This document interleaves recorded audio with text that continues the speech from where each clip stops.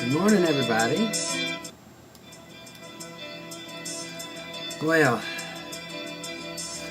a lot has happened. Well, not really a lot since you're at the other one. I decided today I would show you all what I've done.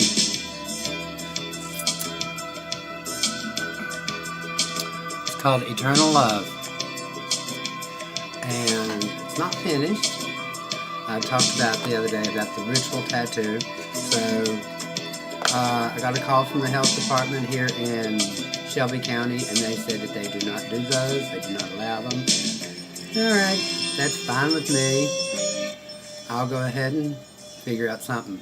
I'm not going to mention where or who, but the artist that did this said that he wouldn't be opposed to doing it. Just have to figure out a way. Said that I can go back and I can get enhancements if I want, anytime if it needs any adjustments or tweaking. He said I can come back and it's free of charge for life. That's cool. So getting the ashes,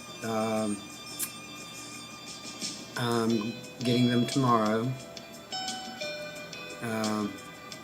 Then we'll take it from there. I'm going to be taking the ashes to places that John and I visited that we had a lot of fun, and he really enjoyed it. I'm doing better. I have my moments of just out and out sobbing, weeping, crying, boo-hooing. But then I realized, he came into my life for a reason. And he left for a reason. One of the posts was all of the platitudes that people will give during grief. They're in a better place. They're not hurting anymore. God had a plan. It's like, well, first off, they're in a better place. What was better than being with me? Well, all I have to say is F you to that. I've got to watch what I'm saying on this because one of my friends, George, who I got the idea of starting doing these was from him, and he put out some pretty heavy stuff about his family and how they have not been there for him, and that happens a lot of times with people that are grieving. People don't like to be uncomfortable, and being around somebody that is grieving and has a loss can make them uncomfortable, so they will do avoidance, things like that. Expect it. Don't be mad at them. Just put it in your book, in the back, file that away for future reference if you need it. People deal with death their own way. Those that have lost somebody, like myself, are dealing in a personal level type thing, but dealing with death in general, when somebody has, one of your friends has somebody that's passed away, or a family member that's lost a distant relative, at least distant to you, we all handle it differently. Some will cry, some will hold, that will be there for you, that tries to be there for you. Sometimes having this time off, I've been blessed to be able to get. Some people don't. They've had to go back to work a week after their partner passed, and I'm like, I tried. Did not work too well. Yeah, I still smoke. I'm working on it, trying to. Not really working hard. I gotta be honest. Till I can get through this, all of this, I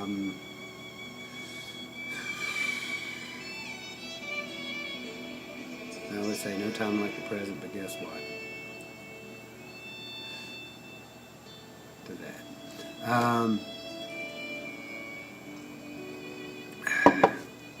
John was sort of right about something. The affordability of getting a dog is getting there.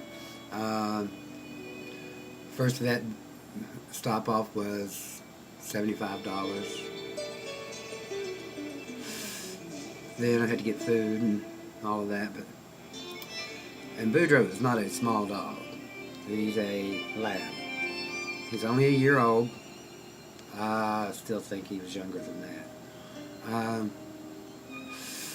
Then when I took him back to the vet to get his booster shot, I asked him if they'd go ahead and do his nails because you probably can't see it now, but see all the scratches and stuff that was on my arms. It was pretty rough. He's still just a big old lumbering mess.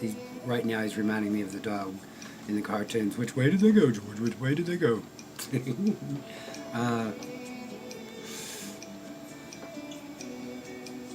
On one side, he's been a godsend. He has separation anxiety, that's for sure. When I walk out the door, he howls.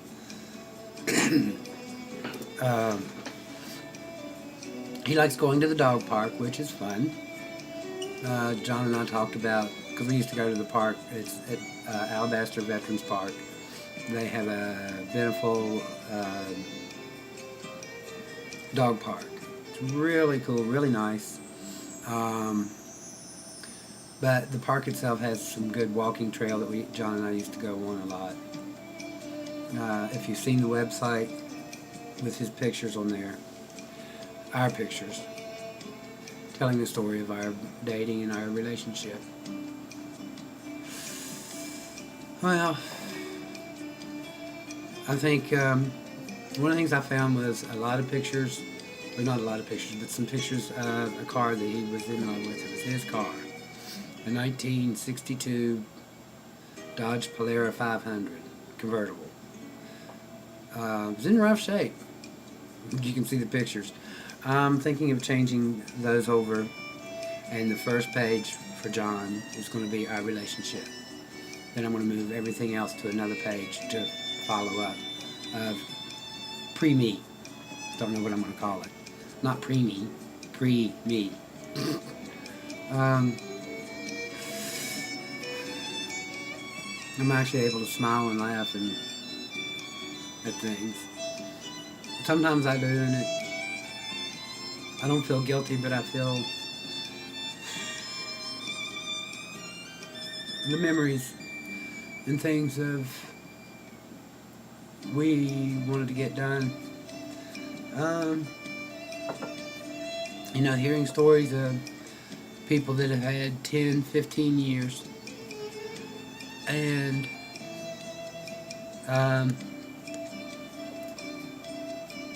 the memories are ingrained even more.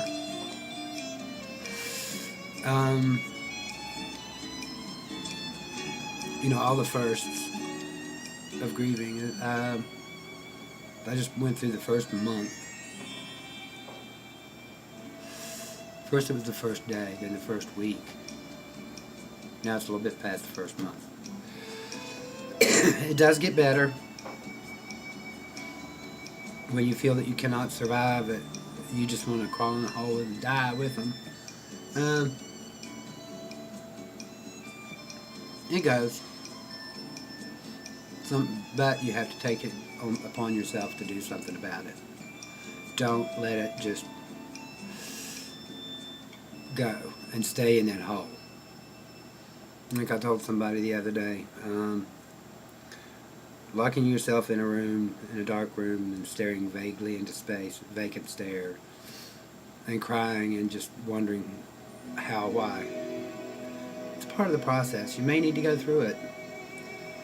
You just don't want to stay there. That's the part. Boy, I love these. I just get to ramble on.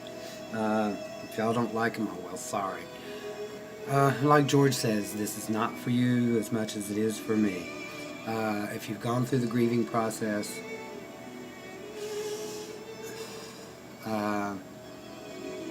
you will understand. Once you, once something like this happens, there is a brotherhood, sisterhood of widows and widowers. But we're in a special group. We're the gay widows and widowers, which I haven't felt any negative against us, because a lot of times I guess they're smart enough not to say it to our face.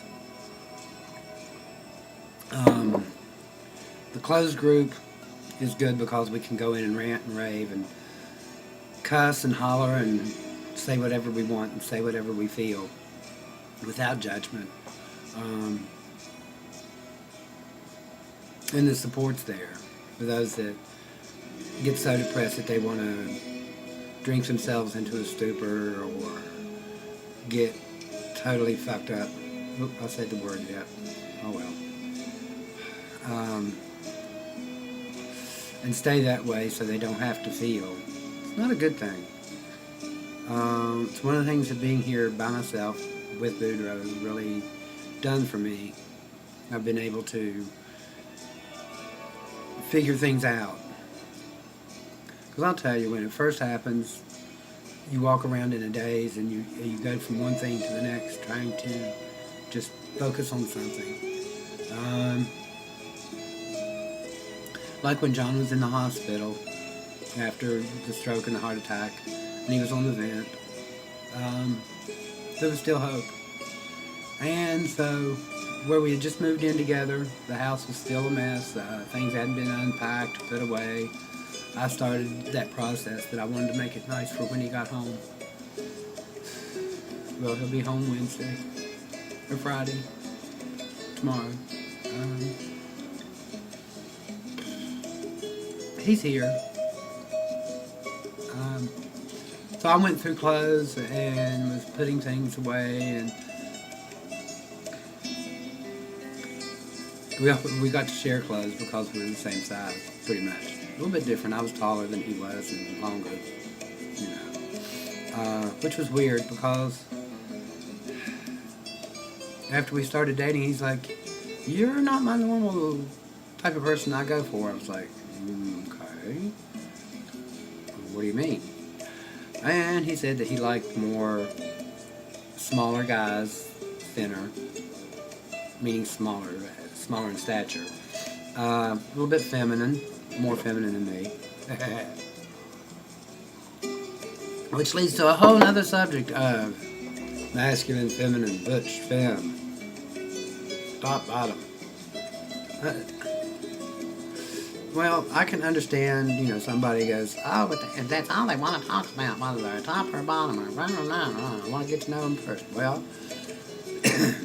if you're looking for a partner, and part of it is the sex, and have you ever heard the whole joke about what happens when two bottoms get together?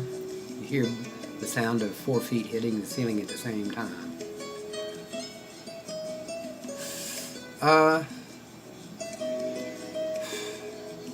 The good thing about John was and I'm not going into major details, that was private, and will always remain private between he and I. He was open to just about anything.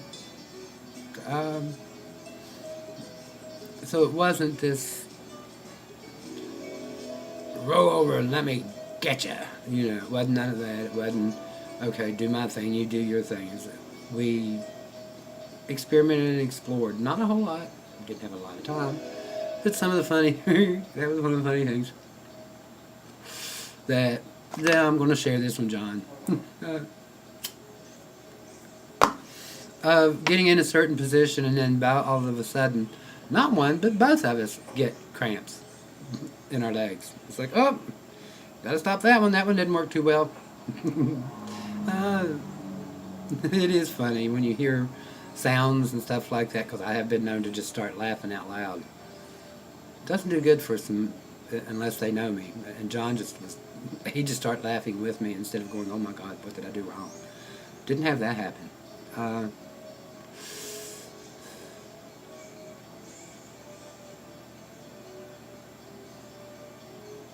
He gave me what I wanted. And which was making sure that he was having a good time. That's all I'll say.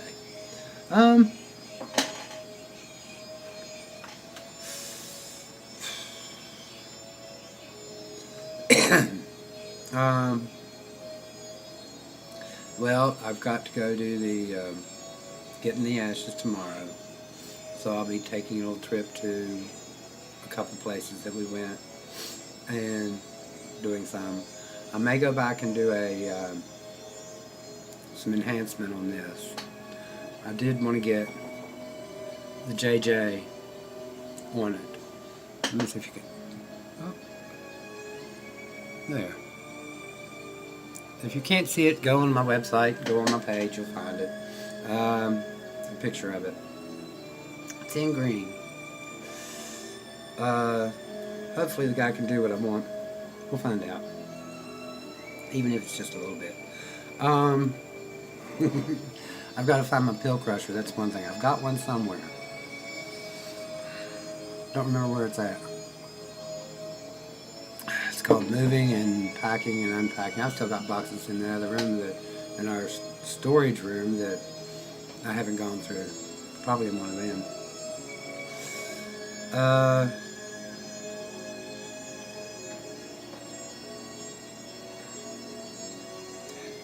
Pictures of John beforehand. I want to, like I said, I want to start a new page after or pre-Joe,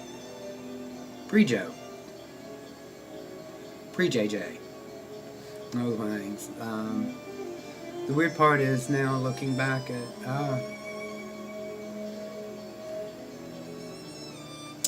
like when we moved in here and got cable. Cable's was in my name, his in my name, and I always use Mountman, and I named it. I put the name Mountman JJ, which is Joe John, John Joe. He Joe John. If you do alphabetically correct. Then the electric gets in John's name, and I'm not going to change it right now. Getting things like a letter from, I think I told y'all this the other day, that's one of the things with grief in this. You tell these stories and you think about them, and you may not remember if you've told it before. Well, if I repeat myself, sorry. That's just how things go. But I got a letter from Cole saying that he wanted to put me on his account, and I called and told him that he had passed away. I didn't ask if I could keep the card and all that. Now I am keeping his Lowe's card now. Don't you tell nobody.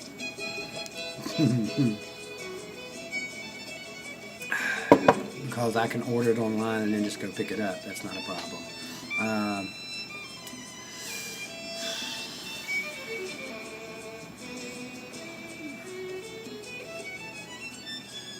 That's how close it was. We hadn't gotten to the point of getting things done like that.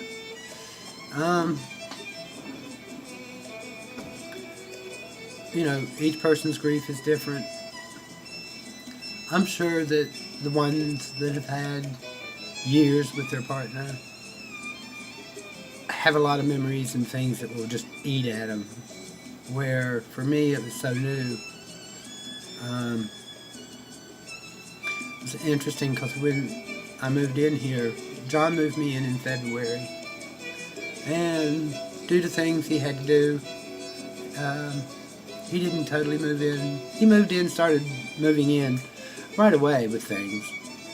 And whenever he would come over, he would bring stuff, bring a load over. I'd get the house cleaned up, and he'd come back over with another load of stuff. And I'm like, oh my God, where are we going to put all this? So even to the last April 1st when he moved in, totally had everything done. He was finished. He was now here. He was in the process of changing addresses and all of that. So the house was totally a wreck, and still is.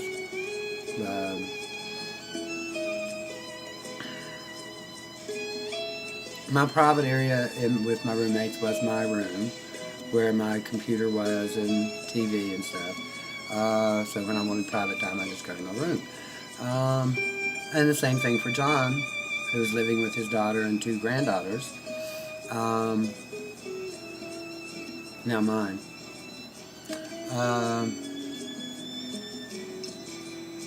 He'd go to his room and spend time in there a lot. And then when we moved into here, this bedroom is like huge. It's like 18 by 18. There's my full-size bed, which is in a, it can go queen, so it's as big as a queen-size bed, the frame and everything. My computer, printer, the whole setup, the office setup, 2 chairs, cables hooked up to the computer, which now I can just switch over from cable to TV, cable to computer anytime I want. And we spent a lot of time sitting in here watching TV. So the living room pretty much was sort of set up, and then stuff was just piled up in there. I've sort of got it done, but one of these days. The main thing is keeping the house clean. Isn't hard, considering I'm the only one here right now. And it wasn't hard with John. John was great about it. That was so funny. One of his jobs and his chore was taking out the trash and cleaning the bathroom. Well, guess what? He would take the trash out, and I'd be like, "Oh, thank you, honey." And he's like, "Thank me? Thank me for what?" Taking the trash out. And he's like, "Well, that's my job." I'm like, "Okay. Just wanted to show you that I appreciate you doing that, honey." Not letting it overflow and that kind of thing. So, and doing the yard is another one of his things.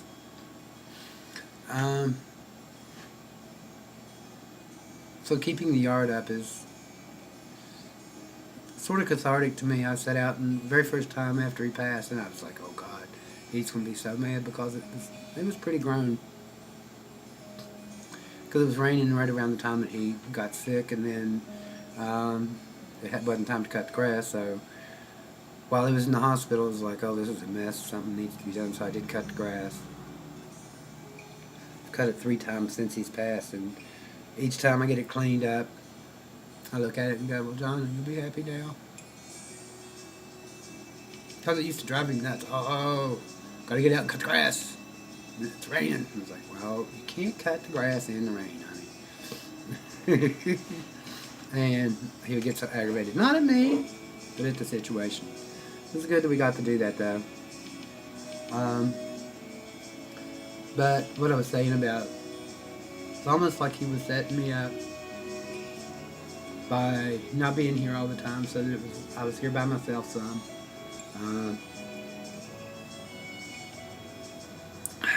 I missed him every time he'd go, and coming home from work and having, it's like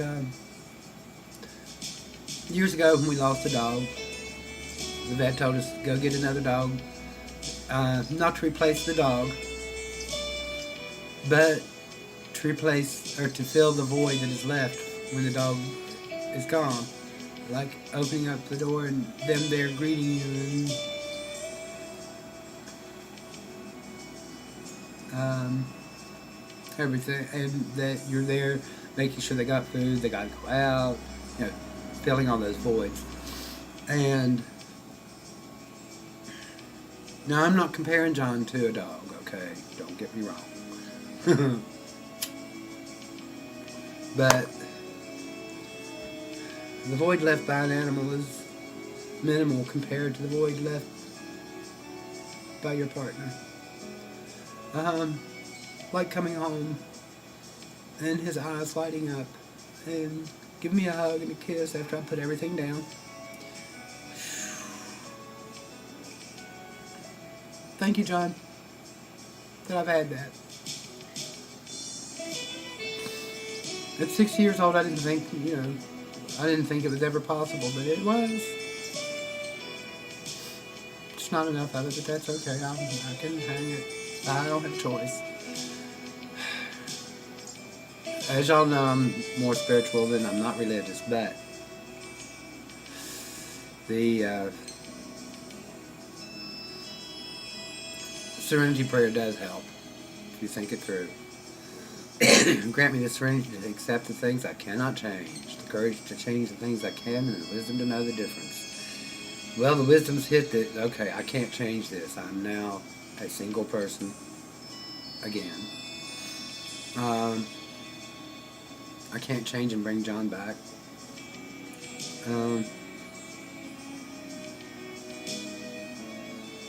It's time to start working on getting my life together of what it's going to be now. You get an opportunity to reinvent yourself. Well, I was reinventing myself when we got together and was excited about getting to do that. Well, now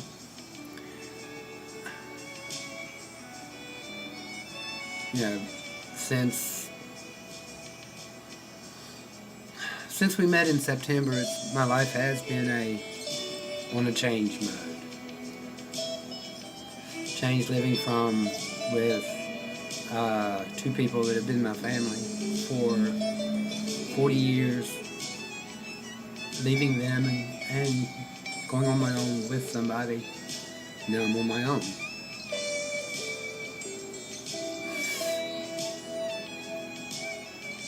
Thank you, and I know you're there for me. And you've been there for me for 40 years. Okay. I think that's about all I'm going to talk about today. So I wish you all the best. Positive and healing energies to those that are going through the same thing. Hugs and kisses to y'all. And talk to y'all later. Bye.